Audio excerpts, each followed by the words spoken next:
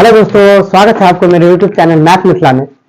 आज का जो सेशन चलेगा दोस्तों वो होगा आपका सेशन सर्वनाम का, ठीक है, जिसे हम प्रोनाउन भी कहते हैं।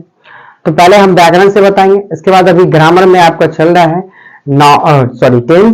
टेंस में मैंने प्रेजेंट के बारे में पूरा करा दिया है। इसके बाद पास्ट चलेगा। तो पहले आज मैंने जो एग्जाम में आने वाले जो टॉपिक क्वेश्चन है व्याकरण से, उसको लेके आज हम बताएंगे आपको, ठीक है। आप लोग को उसको भी याद करना है अच्छे से, सर्वनाम को, कहें कि व्याकरण से ये क्वेश्चन पूछा जाता है। चलिए किस क्वेश्चन को स्टार्ट करते हैं, क्लास स्टार्ट करते हैं आप लोग को। और आज ठंड भी ज्यादा है, चलिए तो ठंड में आप लोग भी उम्मीद है कि सेफ से होंगे। चलिए क्वेश्चन को देखते हैं, स्टार्ट करते हैं। सर्वनाम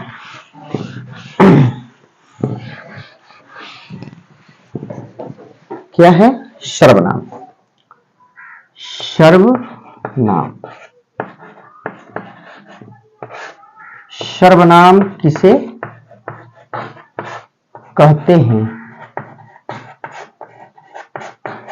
ये रहा क्वेश्चन। क्या है? सर्वनाम किसे कहते हैं? आप लोग भी इसे उतारते चलिए मेरे साथ। दोस्तों, सर्वनाम हम उसे कहते हैं, उत्तर में संज्ञा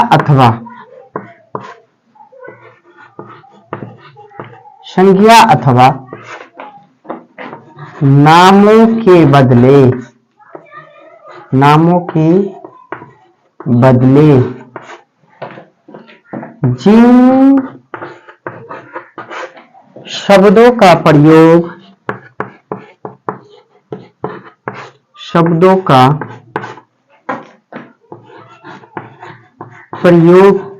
किया जाता है,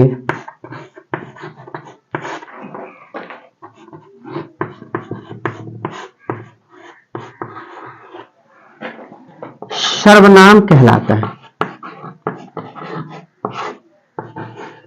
क्या कहलाता है? सर्वनाम कहलाता है। क्या समझे? संज्ञा अथवा नामों के बदले जिन शब्दों का प्रयोग किया जाता है उसे हम सर्वनाम कहते हैं। दोस्तों, आपको मैंने संज्ञा के बारे में बताया था। किसी व्यक्ति, वस्तु, स्थान, भाव के नाम को हम संज्ञा कहते हैं।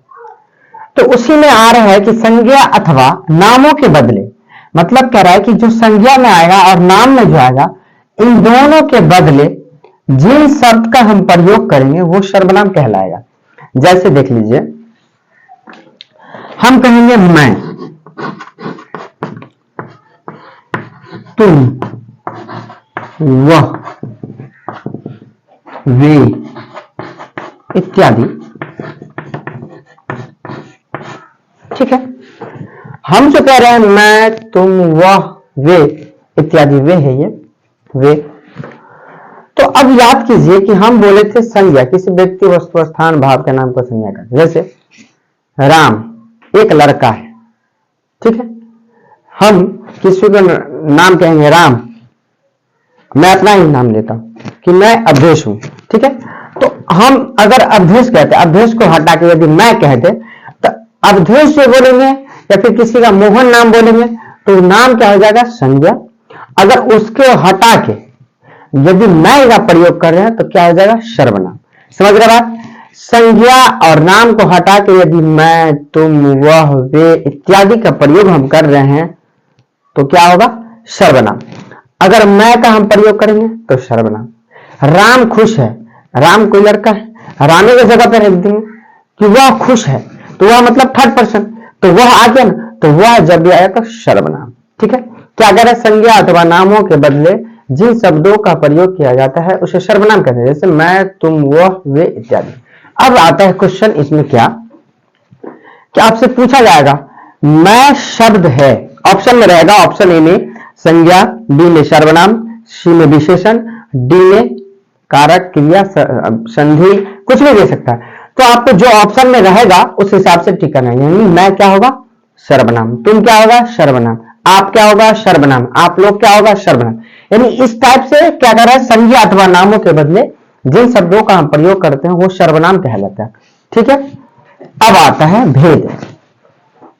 अब क्या आता है? सर्वनाम के भेद। चलिए आप सर्वनाम के भेद को देखते हैं, फिर बारी बारी से सबका समझते हैं।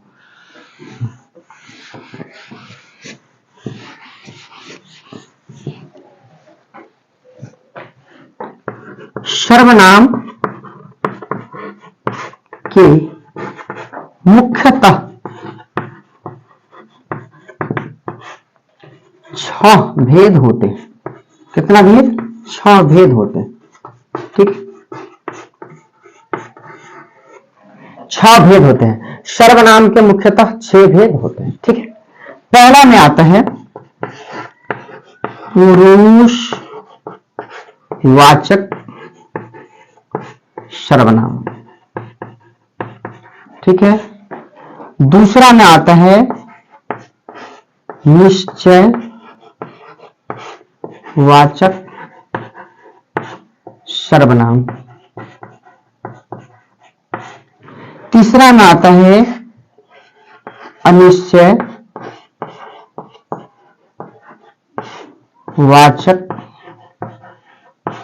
सर्वनाम। चौथा में आता है संबंधवाचक सर्वनाम। पांचवा में आता है निजवाचक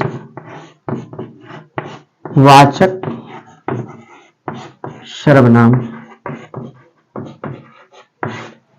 छठा में आता है प्रश्नवाचक सर्वनाम। चलिए, क्या है?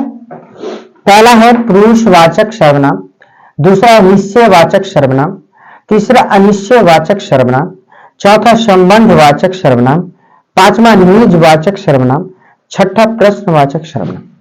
ये रहा आपका सर्वनाम का भेद। जल्दी से आप इसे स्क्रीनशॉट ले लीजिए या फिर कॉपी पे फटाफट नोट कर लीजिए। ठीक है, चलिए आगे देखते हैं अब सबका परिभाषा। दोस्तों, पुरुषवाचक किसे कहते हैं?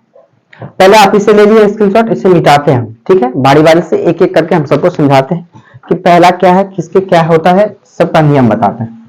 ठीक है, चलिए परिभाषा आप लोग लिखेंगे, हम मुंह से बोल देंगे, आप लोग परिभाषा लिख लेंगे और हम उसके बारे में डिफेंस करेंगे। ठीक है, चलिए पहला था पुरुष, पुरुषवाचक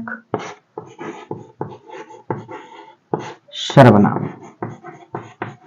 ठीक है, इसके बारे में हम जानते हैं। दोस्तों, पुरुष 3 प्रकार के होता है। कितने प्रकार के? पुरुष सबसे पहले 3 प्रकार के। कितने प्रकार के? 3। कौन कौन सा?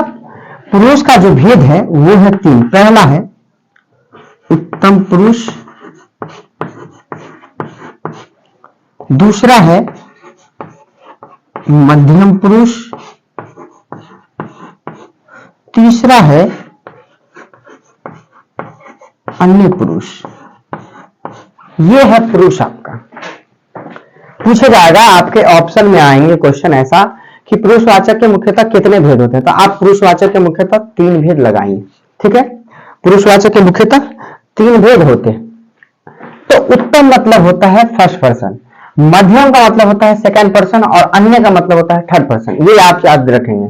क्या है? उत्तम पुरुष फर्स्ट पर्सन को कहता है, मध्यम पुरुष सेकंड पर्सन को कहता है और थर्ड पर्सन अन्य पुरुष होता है। ये हिंदी का चैप्टर है दोस्तों, व्याकरण से कई बार पूछा जाता है। ये सब क्वेश्चन सब आपको बहुत ही काम आएगा। ठीक है, आप लोग इसे अच्छे से रिपीट कर लीजिए, क्योंकि 2024 के जो भी एग्जाम होता है, बिहार बोर्ड, इंटरमीडिएट, सब में ये क्वेश्चन सब आता रहता है ऑब्जेक्टिव में, और आपको ऑब्जेक्टिव में देखने को भी मिलेगा। आप जाइएगा प्रीवियस क्वेश्चन भी चेक कीजिएगा तो ये सब मिलेगा। सर्वनाम के हम जान गए कि मुख्यतः 6 भेद होते हैं। पहला नंबर में है पुरुषवाचक।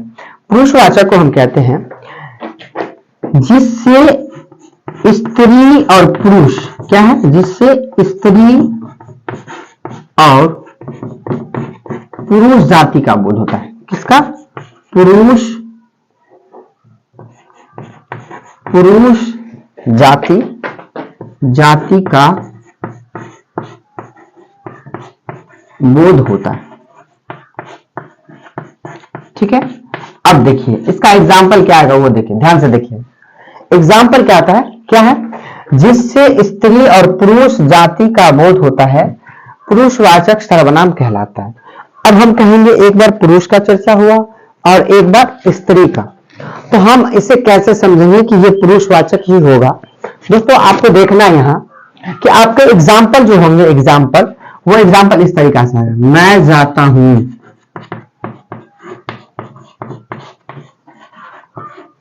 वह जाती है, वह जाती है। अब आपको कुछ अंतर लग रहा है? आपको कुछ अंतर लग रहा है? अगर अंतर लग रहा है तो आप लोग भी कमेंट कर सकते हैं क्या अंतर लग रहा है।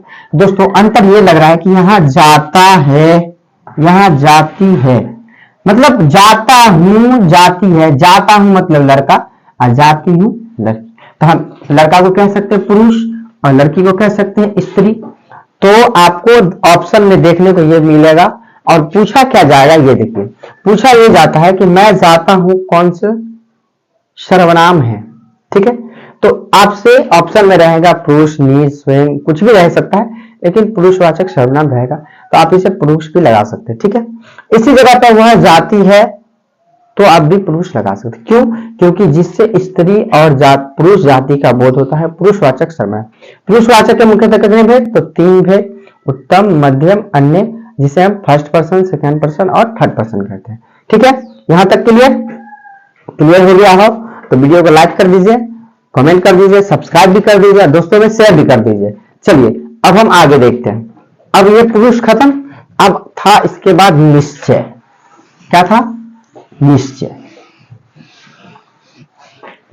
अब आइए निश्चय पे, दूसरा नंबर, निश्चय वाचक सर्वनाम। क्या है? इससे हम क्या होता है कि कॉन्फर्मेशन होता है। हम इसे परिभाषा के अकॉर्डिंग कहते हैं, इससे किसी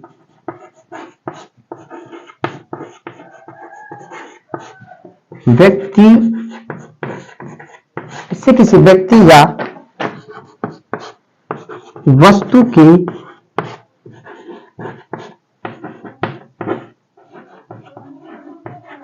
निश्चय का बोध होता है। क्या होता है? निश्चय का बोध होता है, निश्चयवाचक सर्वनाम कहलाता है। क्या है? इससे किसी व्यक्ति या वस्तु के निश्चय का बोध होता है, निश्चयवाचक सर्वनाम कहलाता है। अब आइए, क्या है? इससे किसी व्यक्ति या वस्तु, व्यक्ति मतलब हम इसे कह सकते हैं यह राम है, राम तो होगा तो कोई व्यक्ति ही होगा, राम, तो हम राम को क्या कह सकते हैं? व्यक्ति है। यह किताब है, इसे हम कह सकते हैं कि कोई वस्तु है। अब देखिए, अब आप कैसे कह सकते हैं कि ये जरूरी है कि राम है? ठीक है, अब क्वेश्चन हमको है निश्चय। निश्चय का मतलब ये होता है कॉन्फर्मेशन, कि जिस चीज को हम कन्फर्म देख रहे हैं, सुन रहे हैं, जान रहे हैं, उसे देख भी रहे हैं आंख से, मतलब आंख से जो देखने वाला होता है वो निश्चय कहलाता है। जैसे यह राम है, अब हम उस चीज को देख रहे हैं, इस लड़का को देख रहे हैं, तब हम जान रहे हैं कि यह लड़का राम है, तो ये निश्चय का बोध हुआ। किताब रखा हुआ है तो हम इसे कह सकते हैं यह किताब है। अगर उस जगह पर कॉपी रहता तो हम उसे देख के कहेंगे। अगर मान लीजिए आपके साथ कॉपी मिक्स करके दे दे, किताब मिक्स कर, तो आप कह पाएंगे कि कौन कॉपी है कौन किताब? नहीं, जब हम उस चीज को देख लेंगे, उस वस्तु को देख लेंगे निश्चित रूप से कि हाँ ये किताब है ही, तो वो निश्चित कहलाएगा। ठीक है, तो हम समझ गए कि एग्जाम्पल आपसे कैसा पूछेगा, यह लड़का अच्छा है। जब हम उस व्यक्ति को देख रहे हैं तब हम कह रहे हैं कि यह लड़का अच्छा है, तो ये क्या हो गया? निश्चयवाचक सर्वनाम। आपसे ऑप्शन में ऐसा पूछा जाएगा, यह लड़का राम है, कौन सी सर्वनाम है? तो निश्चयवाचक सर्वनाम। यह मतलब हम उस वस्तु को देख रहे हैं, उस व्यक्ति को देख रहे हैं, उस वस्तु को देख रहे हैं। यह कुर्सी टूटी है, टूटी है मतलब हम कुर्सी को देख रहे हैं तब टूटी है, तो देख रहे हैं उस पर नहीं बैठना है, कुर्सी टूटी है, तो हम निश्चित रूप से बता रहे हैं उसे कि कुर्सी टूटी है। तो निश्चित, इससे किसी व्यक्ति या वस्तु के निश्चय का बोध होता है। क्या कहलाता है? निश्चयवाचक सर्वनाम। एज फॉर एग्जाम्पल, यह राम है, यह किताब है। ठीक है, तो इस तरीका से आपको ऑप्शन में भी पूछा जाएगा, यह राम है कौन सी सर्वनाम है? तो यह निश्चयवाचक। यह पुस्तक है, यह लड़का है, यह लड़की है, यह कुर्सी टूटी है, यह कुर्सी उजली है, यह गाय काली है। जब हम वस्तु को, किसी व्यक्ति को, वस्तु को देख रहे हैं तब बोल रहे हैं, तो वो क्या होगा? निश्चयवाचक सर्वनाम। चलिए अब हम अगले पे चलते हैं। आई होप ये समझ में आ गया होगा आप लोग को। चलिए अब हम देखते हैं आगे।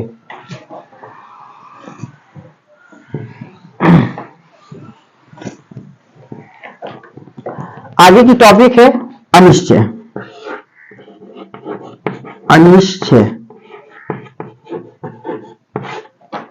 अनिश्चय सॉरी अनिश्चयवाचक सर्वनाम। ठीक है, हम परिभाषा क्या लिखेंगे? इससे किसी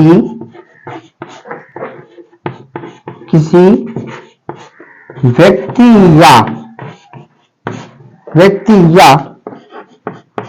वस्तु के अनिश्चय का बोध होता है। अनिश्चय का बोध होता है। देखिए क्या है, आप भी देख लीजिए। अनिश्चयवाचक सर्वनाम, इससे किसी व्यक्ति या वस्तु के अनिश्चय का बोध होता है। व्यक्ति मतलब, अब आप सिंपल समझ जाए, अपने तरीका से समझिए। मान लीजिए आप डोर लॉक किए हैं, ठीक, कोई आया बेल को बजाया, आपने उससे क्या बोला? कौन है? अनिश्चय है ना। अगर आप ही जान लीजिए कि अगर आपके कोई रिलेशन आने वाले, ठीक, और आप इस चीज को कंफर्म है कि मेरा भाई आएगा, तो मेरा भाई आएगा तो आप समझ लीजिए कि मेरा भाई आ रहा है। तो आ गया तो अगर निश्चित रूप से आ रहा है तो मेरा निश्चित हो गया। लेकिन इस पे है किसी व्यक्ति या वस्तु के अनिश्चय का बोध। अनिश्चय मतलब कोई होगा मतलब, अब सिंपल सा है, कोई अनजान व्यक्ति आता है आपके दरवाजे पे बेल बजाता है, तो आप उससे कहते हैं ना कि कौन है, तो कौन है मतलब अनजान है, अनिश्चय है हम। अब जब वो सामने आता है तब हम कंफर्म हो जाते हैं। तो सामने को देखी हुई वस्तु को हम क्या कहेंगे? निश्चयवाचक। और अनजाने में देखा हुआ वस्तु, अनजान मतलब नहीं देखे हैं और बाहर से ही कहीं से बोल रहे हैं, तो कौन है मतलब अनिश्चय। यह राम है तो निश्चय, ये याद रखिएगा। तो एग्जाम्पल में क्या होगा? कोई होगा। फॉर एग्जाम्पल फिर लीजिए, कुछ दो। क्या आया? कोई होगा, कुछ दो। इसी टाइप से एग्जाम्पल आएगा आपको कि अनिश्चयवाचक का एक उदाहरण दीजिए। कोई होगा, कुछ दो, कुछ ले लो, कुछ खा लो, कुछ पी लो, कुछ भी आ सकता है। तो आप क्या एग्जाम्पल समझेंगे? कोई होगा कौन सी सर्वनाम है? तो अनिश्चयवाचक सर्वनाम। कुछ दो मतलब कुछ दो मतलब कोई वस्तु लाके दे दो उसे, तो वो क्या हो जाएगा? अनिश्चयवाचक में। ठीक है, आई होप इसे समझ में गया। चलिए हम आगे देखते हैं। अब इसे परिभाषा भी याद कर लेते हैं। अनिश्चयवाचक सर्वनाम, इससे किसी व्यक्ति या वस्तु के अनिश्चय का बोध होता है। कोई होगा, कुछ दे दो, कुछ ले लो, ये सब क्या होगा? अनिश्चयवाचक सर्वनाम। अब चलिए आगे देखते हैं। चौथा नंबर,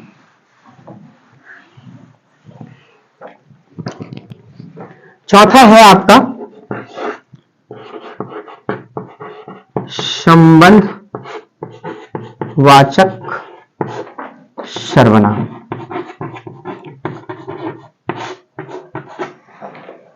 इससे किसी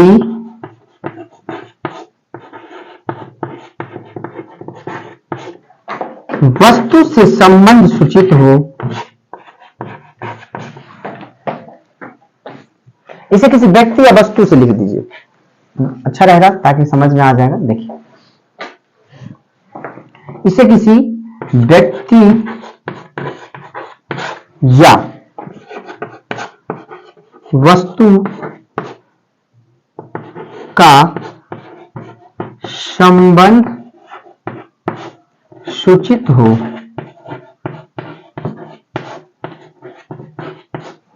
ठीक है, देखिए क्या है, इससे किसी व्यक्ति या वस्तु का संबंध सूचित हो, क्या कहा जाता है? संबंधवाचक सर्वनाम। जैसे हम कहेंगे वह कौन है जो दरवाजा पर खड़ा है, मतलब हम उस व्यक्ति, कोई होगा तो व्यक्ति ही होगा, और उस व्यक्ति का संबंध हम किससे जोड़े? दरवाजा के साथ। तो क्या हो गया? इससे किसी व्यक्ति या वस्तु, तो वस्तु हो गया उसका दरवाजा, और ये व्यक्ति जो वह मतलब कोई थर्ड पर्सन ही होगा, कोई थर्ड पर्सन। जैसे हम बोलेंगे मेरा भाई दरवाजा पर खड़ा है, तो हम जानते हैं ये निश्चित है कि मेरा भाई दरवाजा पर खड़ा है, ये संबंध हो रहा है। तो मेरा भाई का संबंध किससे हुआ? दरवाजा से। इसी तरीका से यहां पे होगा, इससे किसी व्यक्ति या वस्तु का संबंध सूचित हो, क्या कहलाता है? संबंधवाचक सर्वनाम। जैसे वह कौन है जो दरवाजा पर खड़ा है।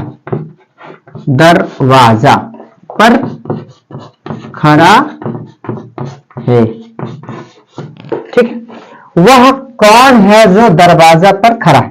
तो देखिए इस पर्सन का संबंध किससे हो गया? दरवाजा से। तो यह जो होगा वह, ये तो कोई थर्ड पर्सन ही होगा, व्यक्ति ही होगा, और ये जो व्यक्ति है इसका संबंध इस दरवाजा के साथ आ रहा है। तो पूछा जाएगा वह कौन है जो दरवाजा पर खड़ा है। यह लड़का राम है जो किसका भाई है, जो मतलब वह लड़का का संबंध जो से लग जाएगा। तो क्या हो जाएगा इसमें? संबंधवाचक। इस व्यक्ति का संबंध कौन जोड़ता है? तो जो बनाता है इस व्यक्ति का संबंध किससे? दरवाजा से। इस व्यक्ति का संबंध किससे बना है? दरवाजा से। दरवाजे पर न खड़ा है तो इस व्यक्ति का संबंध क्या हो गया? दरवाजा। तो इस टाइप से आपको क्वेश्चन आएगा। आई होप इसे समझ में आ गया होगा। चलिए फिर आगे देखते हैं। इसी टाइप से क्वेश्चन सब ऑब्जेक्टिव में आपको पूछा जाएगा, वह कौन है जो दरवाजे पर खड़ा है, उसका संबंध, या ज्यादा से ज्यादा आपसे पूछा ऐसे किसी व्यक्ति या वस्तु से संबंध जोड़ा जाए, कौन सी सर्वनाम कहलाएगा? तो संबंधवाचक सर्वनाम कहलाएगा। ठीक है, अगर ऐसा एग्जाम्पल आप लोग को कहीं व्याकरण की बुक में मिलेगा ही मिलेगा, आप लोग व्याकरण का बुक पलटा के देख सकते हैं, इसमें ऐसा एग्जाम्पल आ जाएगा, आप लोग देखें। चलिए आगे देखते हैं अगला क्वेश्चन।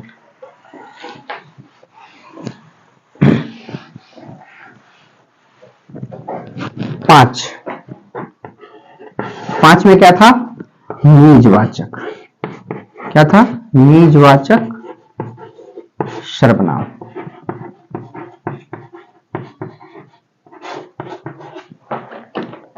इससे स्विंग अथवा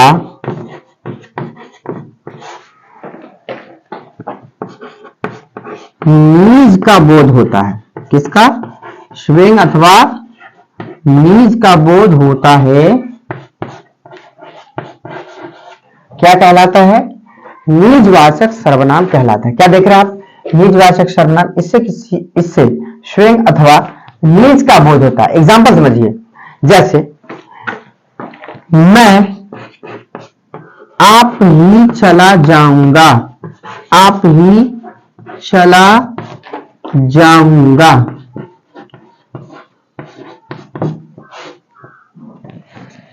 जैसे समझिए, मैं आप ही चला जाऊंगा, इसका कहने का मतलब ये हुआ कि मैं जो कह रहा है मैं खुद चला जाऊंगा, मतलब वो उस बात को स्वयं ले आया अपने ऊपर, तो मैं आप ही चला जाऊंगा। जैसी करनी वैसी भरनी। तो जैसा, अब मान लीजिए आप कर रहे हैं गलत, तो गलत है ना पाइएगा, तो गलत का संबंध गलत, तो इसीलिए कहा गया है इससे स्विंग अथवा नीज का बोध होता है। जैसे करिएगा वैसे पाइएगा। तो आपको पूछा जाए जैसी करनी वैसी भरनी, कौन सी सर्वनाम? तो निजवाचक सर्वनाम। जैसा करोगे वैसा पाओगे, जैसा का तैसा, ये सब क्या होगा? सब आएगा निजवाचक सर्वनाम में, क्योंकि हम जो गलत करेंगे वो गलत हम ही को होगा, किसी अन्य पर्सन को नहीं। इसीलिए इसे हम कहेंगे निजवाचक सर्वनाम। एग्जाम्पल में है मैं आप ही चला जाऊंगा, कौन सी सर्वनाम है? तो निजवाचक सर्वनाम। आपको ये एग्जाम्पल ऑब्जेक्टिव में आता है व्याकरण सब। ठीक है, आपसे पूछ देगा मैं आप ही चला जाऊंगा, जैसी करनी वैसी भरनी, जैसा का तैसा, ऐसा पूछा जाएगा कि कौन सी सर्वनाम है, तो आप बता सकते हैं निजवाचक सर्वनाम। आई होप इसे समझ में आ गया होगा। चलिए अब हम अगले लास्ट स्टेप है इसका 6ठा नंबर, वो है प्रश्नवाचक सर्वनाम। इसको देखते हैं।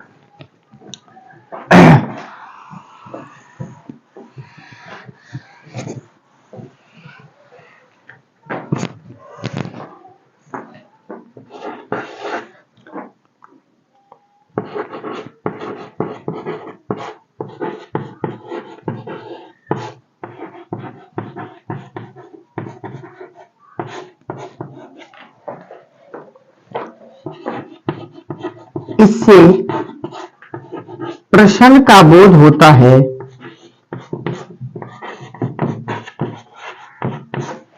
प्रश्न का बोध होता है, प्रश्नवाचक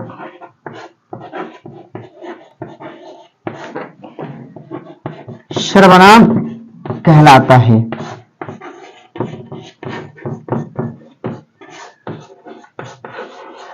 क्या है? इससे प्रश्न का बोध होता है, प्रश्नवाचक सर्वनाम कहलाता है। अब आपके मन में प्रश्न का सिंपल सा एग्जांपल आप लोग को भी याद होना चाहिए, क्योंकि प्रश्न, हम कोई भी चीज पूछते हैं किसी से, वो मेरा प्रश्न होता है। क्या होता है? प्रश्न होता है। जैसे हम पूछेंगे किसी से कि तुम्हारा नाम क्या है, तुम्हारा नाम क्या है, ठीक है, तुम्हें क्या चाहिए, तुम्हें क्या चाहिए, तुम क्या पढ़ते हो, तुम क्या पढ़ते हो। ये सब क्या हो गया? आपका प्रश्नवाचक। हम पूछे तुम्हारा नाम क्या है, तुम्हें क्या चाहिए, तुम क्या पढ़ते हो, सारा हम उससे क्या करें? क्वेश्चन कर रहे हैं। तो ये मेरा हो गया प्रश्न। हम उस बच्चे से किसी से भी पूछेंगे कि तुम्हारा नाम क्या है, तो क्या आएगा? क्वेश्चन परिभाषा में। इससे प्रश्न का बोध होता है, प्रश्नवाचक सर्वनाम कहलाता है। जैसे में आपसे पूछा जाएगा तुम्हारा नाम क्या है, कौन सी सर्वनाम है, तो आप बता देंगे ये प्रश्नवाचक सर्वनाम है। और बताते हैं कि प्रश्नवाचक याद करना सबसे आसान तरीका है। आप क्या याद रखेंगे? प्रश्न सर्वनाम के मुख्यतः 6 भेद: पुरुषवाचक, पुरुषवाचक, निश्चयवाचक, अनिश्चयवाचक, निजवाचक, संबंधवाचक, प्रश्नवाचक। जरूरी नहीं है कि हम जैसा बोले वैसा ही आप भी बोल सकते हैं। लास्ट वाला को भी पहले कह सकते हैं, लेकिन जो सुटेबल होता है उस हिसाब से बोलेंगे तो बेस्ट होगा। पुरुषवाचक, निश्चयवाचक, अनिश्चयवाचक, संबंधवाचक, निजवाचक, प्रश्नवाचक। क्या बोलेंगे? पुरुषवाचक, निश्चयवाचक, अनिश्चयवाचक, संबंधवाचक, निजवाचक, प्रश्नवाचक। ठीक है, चलिए, आई होप इन लोग सारा समझ में आ गया होगा आपको। और जो समझ में आ गया है तो आप लोग जाइएगा, गाइड आता है, मॉडल सेट भी आता है इसका, आप लोग उसमें सारा का सारा क्वेश्चन सर्वनाम से अगर मिलाना चाहिएगा तो आपको पूरा का पूरा क्वेश्चन मिल जाएगा। आई होप इससे सारा समझ में आ गया होगा। अगर वीडियो अच्छी लगी हो तो वीडियो को लाइक कर दीजिए, कमेंट कर दीजिए, सब्सक्राइब कर दीजिए। फिर मिलते हैं अगले वीडियो में, जब तक के लिए थैंक यू।